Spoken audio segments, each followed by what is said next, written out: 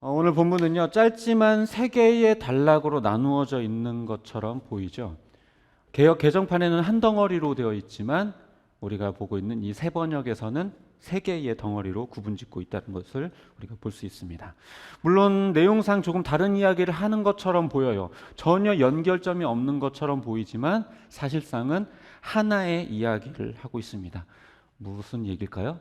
바로 돈 얘기입니다. 돈. 여러분들 좋아하시는, 저도 좋아하지만 돈 얘기입니다.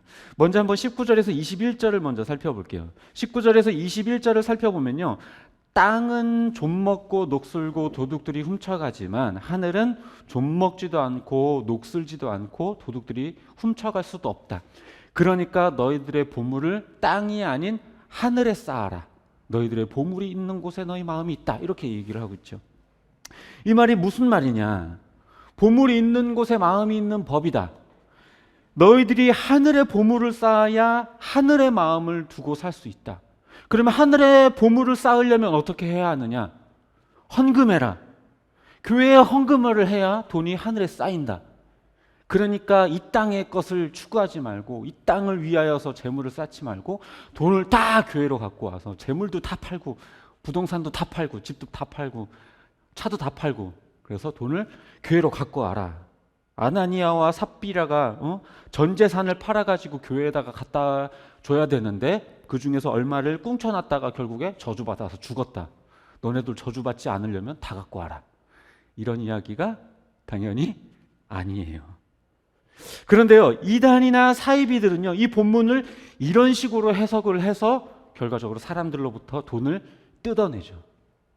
당장 이 세상이 망할 것처럼 이야기하고 어차피 쓸데없는 돈 가지고 있어봐야 망하니까 하늘에 쌓아라. 이제 곧 하나님의 나라가 이제 곧 임한다. 그러면 너희들이 하늘에 쌓으면 너희들에게 다 상급으로 돌아오게 될 것이다. 이렇게 얘기를 하고 있죠. 하지만요, 이게 비단 이단들만의 문제만은 아니에요. 현실 교회들 안에서도요, 뭐 헌금을 뜯어내는 방식은 조금 다르지만요, 이 본문을 근거로 헌금을 해야 하늘에 보물이 쌓인다라는 식으로 해석하는 것은 여러 곳에서 비슷하게 말하고 있습니다. 그런데요, 사실 이 19절에서 21절에서 말하는 내용은요, 헌금에 대한 내용이 아니에요. 그리고요, 보물을 하늘에 쌓으라는 말도 아니에요. 이상하다? 그럼 무슨 말이지? 이렇게 이해하실 수 있겠는데요. 다시 한번 잘 보면요, 포인트가 재물을 쌓는 것에 있지가 않아요.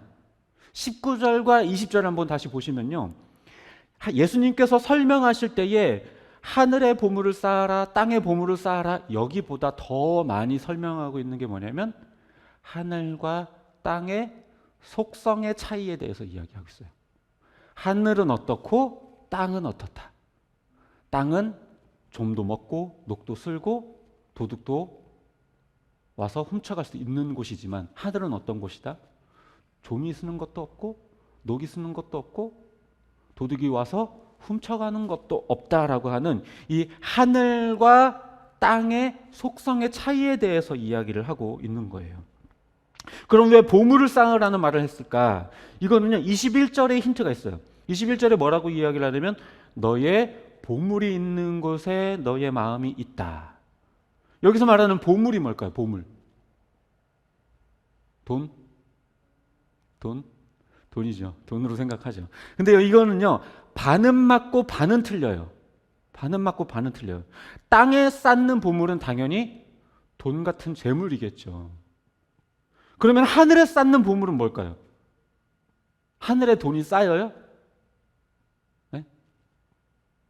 이거는 바로 하나님을 뜻해요. 우리가 무엇을 보물로 삼느냐에 따라서 해석이 달라져요. 돈으로 우리가 생각하기에 보물 하면 돈이니까 우리에게 돈이 보물이잖아요.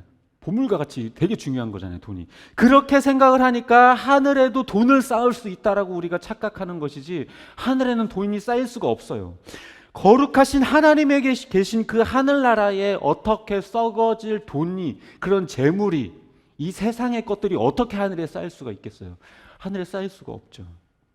그럼 하늘에 보물을 쌓으라는 말은 하나님을 쌓으라는 말이라는 건가? 이렇게 연결이 되겠죠? 이상하죠. 뭐 하늘은 하나님을 어떻게 쌓지? 이런 질문이 생길 수 있어요. 그러면요, 뒤집어서 한번 생각해 봅시다. 돈을 땅에 쌓으라는 말은 그러면 진짜로 이 돈을, 동전을, 지폐를 이렇게 막 탑 쌓듯이 쌓으란 얘기예요? 그런 뜻이 아니죠. 재물을 이 땅에 쌓는 것이 그럼 뭘 뜻하는 거예요? 돈에 대한 욕심을 갖고 돈을 더 가지려고 하고 돈을 소유하려는 것을 의미하는 거죠. 이 쌓는다라는 의미는 결과적으로 소유의 의미, 가지려는 의미, 이런 걸 얘기하는 거예요. 그래서 다시 이걸 하늘에 또 이야기를 해보면 하늘의 보물을 쌓으라는 말도 결과적으로 하나님을 더 알기 원하고 더 가까이 하기를 원하는 그런 마음을 가지라는 이야기를 하고 있는 겁니다. 그러니까 이제 이 19절에서 21절까지의 해석을 다시 이해하기 쉽게 정리를 해보자면요, 이 땅의 재물을 소유하려고 욕심을 부릴 것이냐? 그런 것들은 다 사라지고 만다. 그러나 하나님을 가까이 하라고 힘써라. 그분은 영원하신 분이다. 어느 것을 참 보물로 여기겠느냐? 거기에 너희의 마음이 쏠려 있다. 이렇게 이야기를 하고 있는 거죠. 이제 그러면 그 다음 22절에서 23절로 한번 넘어가 보도록 하겠습니다. 여기서 예수님은요, 갑자기 눈에 대한 이야기를 하고 계세요. 눈. 앞에서는 분명히 뭐 하늘의 보물을 쌓을 거냐, 땅의 보물을 쌓을 거냐, 보물이 있는 곳에 마음도 있다, 이런 얘기를 하시다가 갑자기 눈에 대한 이야기를 해요. 연결이 안 되죠. 눈은 온몸의 등불인데 몸이 온전하면 몸이 밝고 성치 못하면 몸이 어두워진다. 그러니 그 내 속에 있는 이 빛이 어두우면 얼마나 더 어둠이 심하겠냐. 이게 이해가 돼요, 이 말이? 보물에 대한 이야기를 하시다가 갑자기 눈의 등불이라느니 뭐 성하면 몸이 밝다느니 이해하기 힘든 이야기를 하고 계시죠. 사실요, 눈이 진짜 등불인가요? 눈이 등불이에요? 빛이 나요? 눈에서 막 빛이 나와요? 그래서 막 눈이 막 가는 곳마다 막 빛이 나요? 그런 게 아니죠. 그런데 눈이 성하면 외부의 빛을 인식하여서 몸이 밝게 보이기 때문에 온몸을 비추는 등불이라고 비유해서 이야기를 하신 거죠. 그래서 내 속에 있는 빛, 그러니까 이게 말하는 내 속에 있는 빛이라는 게 뭐냐면 결과적으로 이 등불, 즉 눈이라는 거예요. 이 눈이 어둡게 되면 이 어두움이 얼마나 더 심하겠느냐. 앞을 보지 못하는 장님들은요, 모든 게 다 새카맣죠. 뭐가 뭐 빨갛고 노랗고 하얗고 이런 게 보이지 않아요. 뭔가 밝게 빛나는 게 없어요. 다 어두워요. 모든 것이 다 어두워요. 그러나 눈이 건강한 사람이라면 몸이 당연히 밝게 보이겠죠. 몸뿐 아니라 세상의 모든 것들이 다 밝게 잘 보일 거예요. 그러니 걸어갈 때나 무언가 물건을 잡을 때 엉뚱한 실수나 문제를 일으키지 않고 정확하게 판단하고 정확하게 결정할 수 있게 되는 거죠. 하지만 그 반대로 앞을 보지 못하게 되면 어떻게 돼요? 자꾸 부딪히게 되고 넘어지게 되고 몸도 행동도 느려지게 되고 어떤 결정과 판단을 바르게 해내지 못하게 되는 겁니다. 예수님께서 지금 이 눈에 대한 이야기를 하실 때, 그럼 진짜 눈에 대한 이야기를 할까요? 육체의 눈에 대한 이야기를 하는 걸까요? 당연히 아니겠죠. 여기서 이 눈이라고 하는 건요, 영적인 눈을 의미하는 거예요. 영적인 눈을 떴느냐 안 떴느냐에 따라서 너희들이 영적인 판단이 갈린다라는 얘기를 하는 거예요. 너희들이 영적으로 바로 눈을 뜨게 되면 신앙적인 판단을 바르게 할 수 있게 되겠지만, 너희들의 영적으로 눈을 감게 되면, 어두워지게 되면 너희들이 신앙적인 판단이 흐려지게 된다라는 얘기를 지금 이 본문에서 이야기하고 계신 겁니다.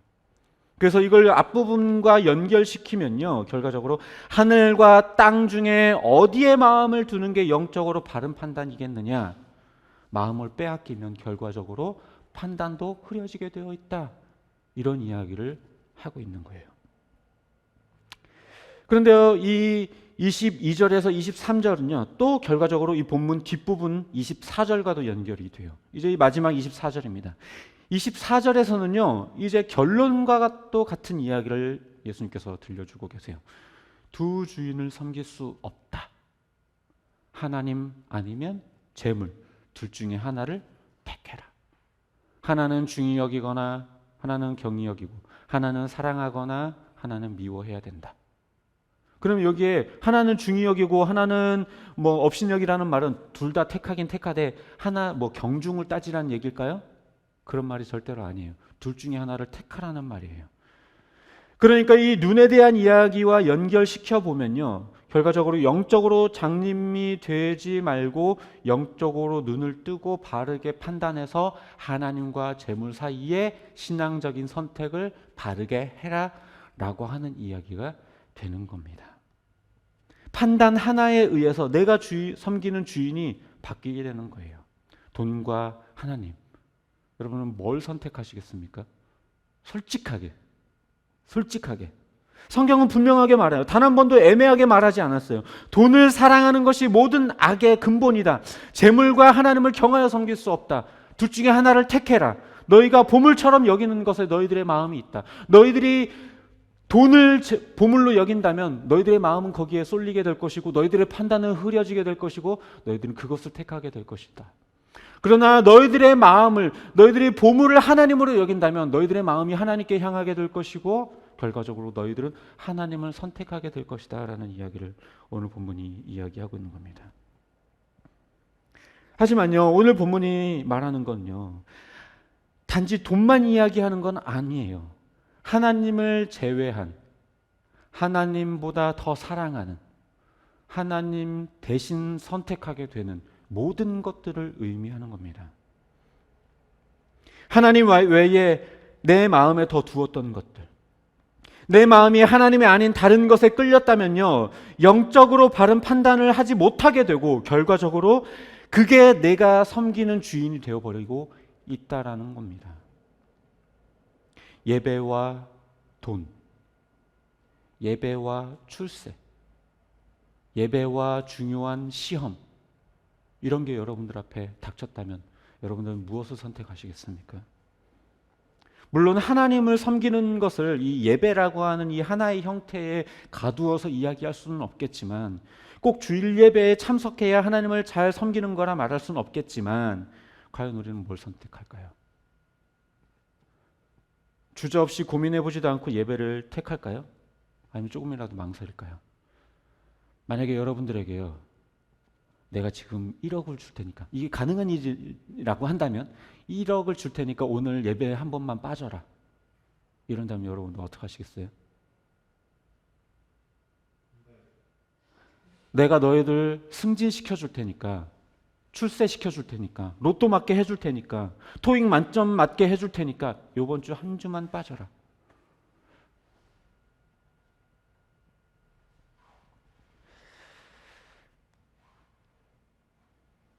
여기에서 선택하는 게 우리가 쏠려 있는 마음이고 판단이 흐려져 있어 선택하고 있는 거예요. 그런데 여기서 우리는요, 하나님만 섬길 뿐 다른 것들을 섬기지 않는다라고 착각할지는 몰라요.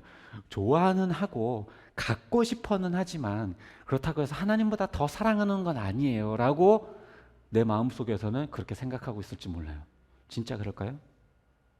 하지만요, 하나님과 나란히 두고 판단할 때 아주 조금이라도 마음이 흔들렸다면요, 이미 둘 다 섬기려고 하는 거예요.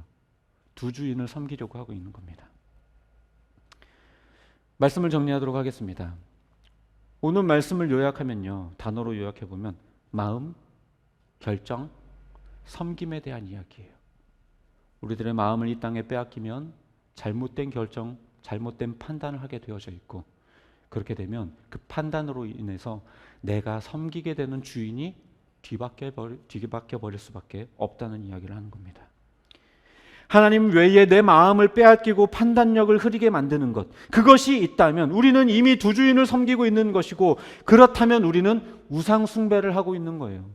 이스라엘 백성들이요, 하나님을 섬겼죠. 그러나 그들이 가나안 땅에 정착한 이후에요, 그들은 우상을 동시에 섬겼어요. 바알과 아세라를 동시에 섬겼어요. 왜요? 아니, 애굽에서 우리를 건져주고 가나안 땅에 정착해 준 건 하나님이기는 하지만 이제 우리는 농사도 해야 되고 정착도 해야 되고 이제 풍요롭게 삶도 살아야 되고 안정감 있게 삶을 살아야 되니까 풍요의 신, 안정의 신을 섬겨야만 풍요로워지고 안정할 수 있기 때문에 그런 거죠. 그렇게요, 우리는요, 하나님과 재물 사이에서 갈등하며 결정하지 못하고 둘 다 섬기고 있어요. 내가 내 신앙을 위해서, 구원받는 일을 위해서는 하나님을 섬기는 게 마땅하지만 그래도 내가 지금 당장 내 삶을 살아가기 위해서는 돈이 필요하고 출세가 필요하고 취업이 필요하고 결혼이 필요해요. 그래서 그것들을 놓을 수가 없는 거죠.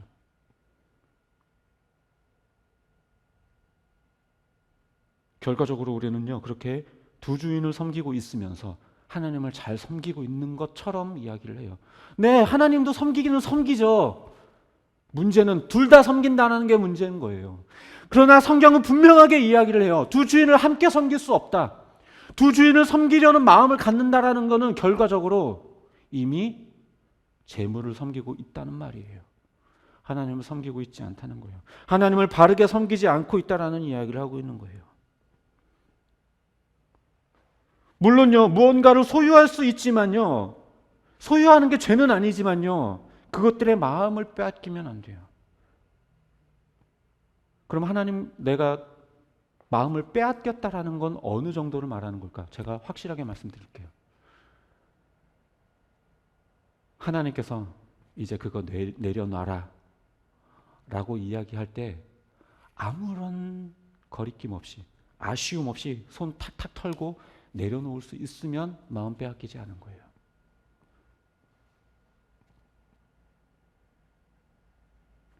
야, 주님 위해서 이제 네 집 팔아라. 뭐 이렇게까지는 안 하시겠지만 극단적으로 이야기하는 거예요. 그럴 때도 아쉬움 없이 탁탁 털을 수 있다면 마음 빼앗기지 않은 거예요.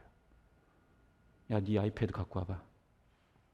뭐 하나님 뭐 필요도 없겠지만 에어팟, 카메라, 자동차, 키 갖고 와. 그래도 네 주님, 탁탁 털고 내려놓을 수 있으면 마음 빼앗기지 않은 거예요. 그러나 조금이라도 아깝다면, 아니 뭐 하나님이 갖고 오라고는 안 하겠죠. 그럼 이렇게 얘기해 볼게요. 하나님께서 야, 너 옆에 있는 사람에게 에어팟 줘라. 이럴 때 아쉬웠다면, 야, 너 옆에 있는 사람한테 아이패드 줘라. 저 사람한테 네가 지금 입고 있는 비싼 그 잠바 벗어줘라. 네 명품 가방 들고 있는 거 저 사람에게 줘라. 라고 이야기할 때 아쉬움 없이 털고 드릴 수 있다면 마음 빼앗기지 않은 거예요. 그러나 그렇게 못한다면 마음 빼앗긴 거고 이미 판단력은 흐려진 거고 그걸 주인으로 삼고 섬기고 있는 거예요.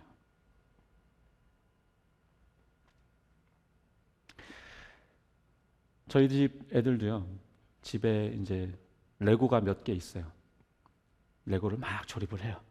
성도 만들고요, 뭐 집도 만들고 막. 저 뒤에도 하나 있는데요, 만들어요.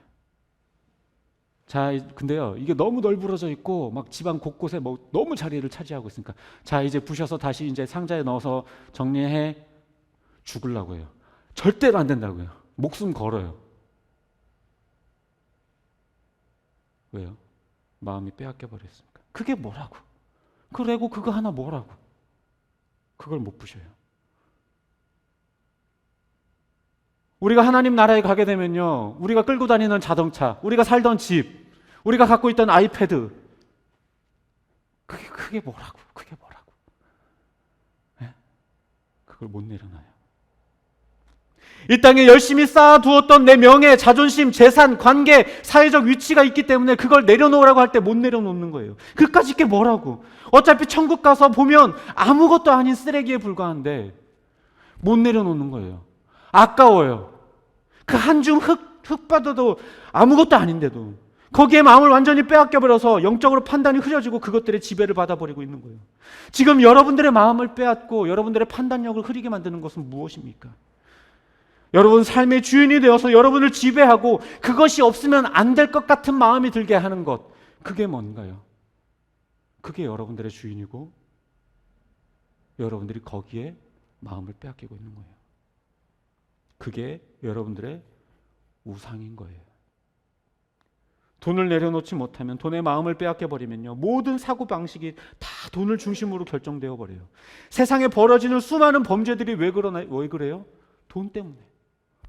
돈 때문에 부모를 죽이고요, 돈 때문에 서로를 죽이고 때리고요, 괴롭히고요, 거짓말하고요, 빼앗고요, 수많은 범죄들을 일어나요. 돈이 주인이 되어져 있으니까. 자존심의 마음을 빼앗기버리면요, 모든 사고방식이 다 자존심을 위한 결정으로 바뀌어버려요. 자존심이 상할 만한 상황이 되어버리면요, 거짓말 해버려요. 자존심 상할까봐. 내 자존심이 허락을 못해서. 어떻게든 피하려고 하고요, 어떻게든 자기 자존심을 끌어올리기 위해서 다른 사람들과 비교하고 다른 사람들을 무시하려고 해요. 자존심이 내 삶의 가장 중요한 가치관이니까. 하나님 외에 다른 것들로부터 지배당하지 않으려면요, 영적인 눈을 바로 떠서 바르게 판단할 수 있어야 되는데요, 이렇게 바르게 판단할 수 있으려면요, 마음을 빼앗기지 않아야 돼요. 성경은 분명하게 이야기하죠. 너의 마음을 지켜라. 생명의 근원이 거기서부터 시작된다. 무슨 말이에요? 마음을 빼앗기면 이게 너희들의 생명까지도 위협하게 될 수 있다라는 얘기를 하고 있는 거예요. 마음을 빼앗기는 순간 판단이 흐려지고, 판단이 흐려지면 지배당하게 되어져 있어요. 우리가 돈의 마음을 빼앗기면, 자존심의 마음을 빼앗기면, 이 세상 명예와 권력의, 쾌락의, 재미의 마음을 빼앗겨버리면 판단이 흐려져 버리고 그것들이 나를 지배하기 시작해요.